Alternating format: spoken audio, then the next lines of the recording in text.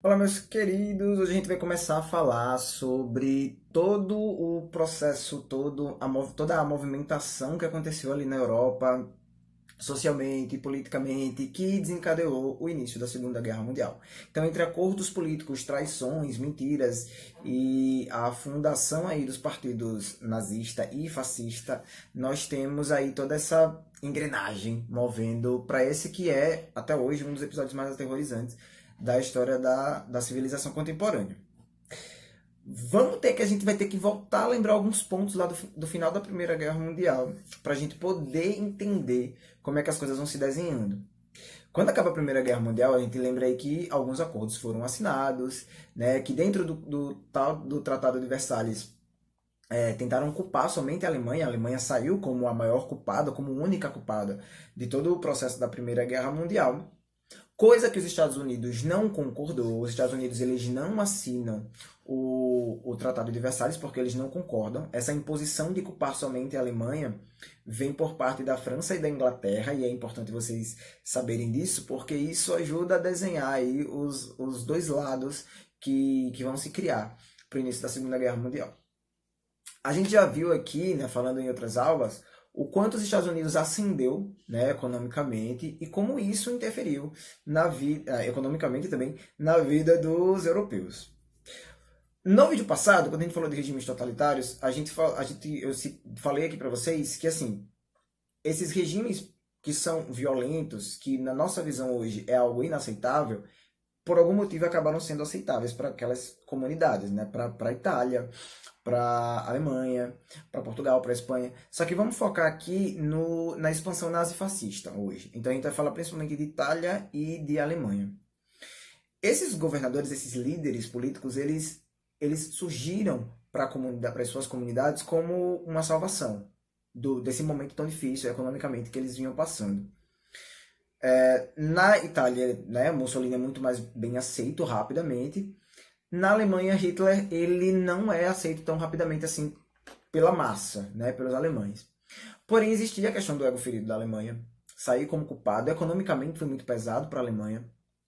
E o nazismo, vamos lembrar aí, ele trazia essas ideias associadas a ele. Quais são as duas bases do nazismo? Né? Colocar os alemães como um povo acima dos outros, né? Tipo a raça ariana, que é basicamente a raça que fundamenta ali a sociedade alemã, né?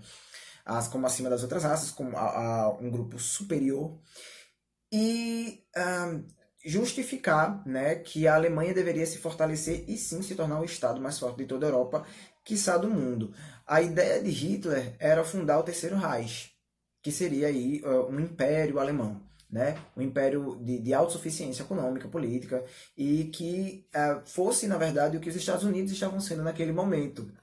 Então, sim, existia essa difusão, né, em cima do ódio, né, essa incitação ao ódio, ao ego ferido que a Alemanha estava passando ali naquele momento.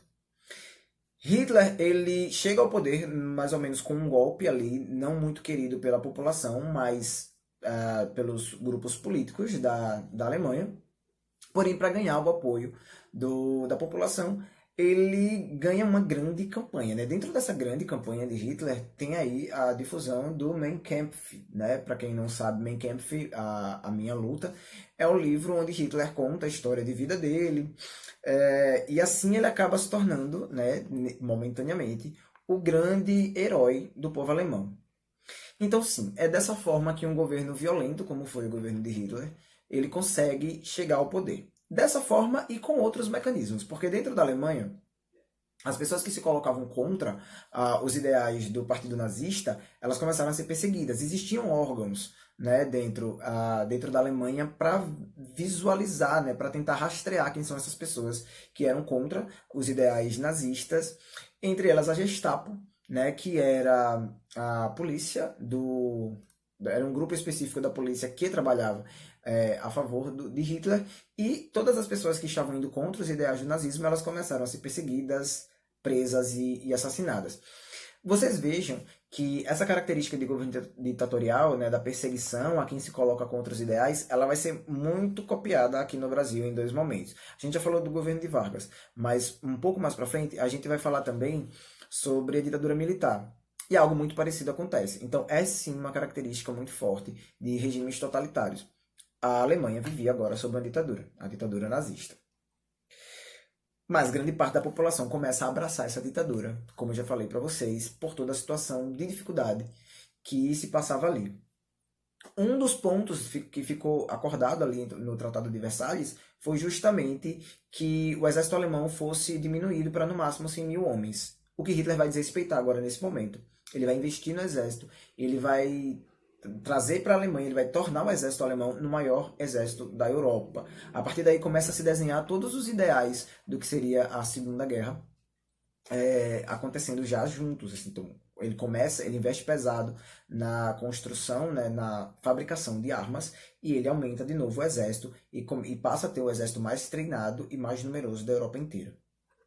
Vai começar agora a caminhada da Alemanha em domínio de outros territórios que não fazem parte do território alemão, como é o caso da Áustria. É a primeira região que a Alemanha vai anexar ao seu império alemão, né? Por quê? Qual é a justificativa? A ideia de Hitler era anexar ao território da Alemanha todos os outros estados, todos os outros países que eram formados por povos que tinham a mesma descendência de alemães. Isso vai acontecer na Áustria, isso vai acontecer mais para frente em outras regiões. Né? Eu lembro que inicialmente o território da Áustria. Quando acontece essa invasão do território da Áustria, França e Inglaterra elas acionam as Nações Unidas, né? A Liga das Nações Unidas, que já existia, e um dos pontos principais da Liga das Nações Unidas era assegurar que uma Segunda Guerra Mundial não aconteceria. Vão ser impostas algumas coisas contra a Alemanha, né? Que, contanto que eles fiquem com a região da Áustria e que assine ali alguns termos para evitar que, obviamente, chegasse a acontecer uma próxima guerra. O que a Alemanha não vai aceitar. Né? Essa tentativa de pacificação feita por parte das Nações Unidas é negada por parte da Alemanha e praticamente a partir daí estava declarada a Segunda Guerra Mundial.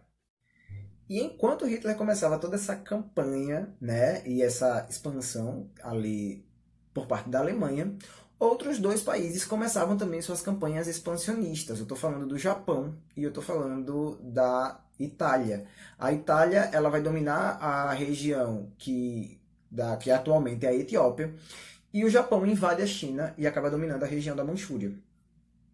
O que vai acontecer é que assim, as características desses três estados, né, Japão, Alemanha e Itália, vai fazer com que eles criem uma associação. Em 1936, é assinado entre Japão e Alemanha o Pacto Anticomintern, né, que declarava apoio, né, onde os dois estados se autodeclaravam apoio.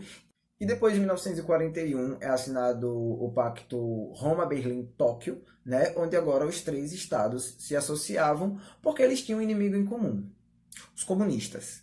Porém, vale lembrar que os regimes totalitários terem essa característica de serem anticomunismo não vai impedir que, obviamente, ali pensando numa estratégia de continuar avançando, a Alemanha assine um pacto com a União Soviética, né, o RSS. Eles vão assinar um pacto ali, o chamado Pacto de Não Agressão, ou Pacto de Paz, né, entre a Alemanha e a União Soviética, para que a Alemanha consiga anexar ao seu território uma outra região, agora a Polônia. E o que vai acontecer a partir daí é que Inglaterra e França, agora, né, depois de da Alemanha estar se criando aliados, fazendo pactos com aliados, e não atendendo ao pedido da Liga das Nações Unidas, então, oficialmente, França e Inglaterra declaram guerra à Alemanha. Esse novo processo de expansão neocolonialista, vamos chamar assim, esse novo processo de expansão territorial feita por parte da Alemanha, do Japão e da Itália, é o que vai aparecer nos livros como o avanço do eixo, porque o eixo é justamente esse acordo entre Itália, Japão e França. Ou, desculpa, Itália, Japão e Alemanha, tá? Então, esse é o avanço do eixo. Quando começa o avanço do eixo, obviamente, os acordos começam a se firmar ali, principalmente entre França e Inglaterra, e também vai começar o avanço dos países aliados, o outro grupo agora, encabeçado por França e Inglaterra, para tentar combater a expansão nazista. A gente já sabe que daqui para frente as coisas só vão piorar. Esse foi como é que eu posso falar para vocês? Esses foram as primeiras motivações, as primeiras movimentações que vão levar à Segunda Guerra Mundial. Esse vídeo fica por aqui e eu vou deixar para vocês uma atividade mensal. Vocês já devem ter recebido o material, que é aí trechos do livro A Menina que Roubava Livros. A segunda aula que a gente vai ter sobre Segunda Guerra Mundial, ela já vai abordar de uma forma muito direta o Holocausto. A gente vai falar sobre essa que é uma das principais características do governo nazista e acabou se tornando também uma das principais características da Segunda Guerra Mundial, a perseguição ao povo judeu. Existem vários livros hoje em dia que abordam o tema, que abordam a Segunda Guerra Mundial, que abordam a questão dos judeus durante a Segunda Guerra Mundial, e nós vamos abordar alguns desses livros durante o nosso estudo de Segunda Guerra. A gente vai ter, né, essa parte aí de estudar a Segunda Guerra através da literatura e através do cinema. Então nós temos filmes também para assistir aqui, que eu vou indicar para vocês assistirem, vou dizer para vocês onde vocês conseguem encontrar um pouco mais para frente. Então a gente vai trabalhar em cima dessas coisas, certo? Por hoje o vídeo vai ficar por aqui, vou deixar um vídeo um pouco mais curto do que normalmente a gente assiste, para que vocês, porque vocês têm material para ler e tem coisa para produzir. Qualquer dúvida é o mesmo esquema de sempre. O comentário fica aqui, eu volto para ler depois. Se tiver alguma dúvida, eu tiro as dúvidas de vocês. Até isso. Então é isso. E até a próxima aula. Tchau.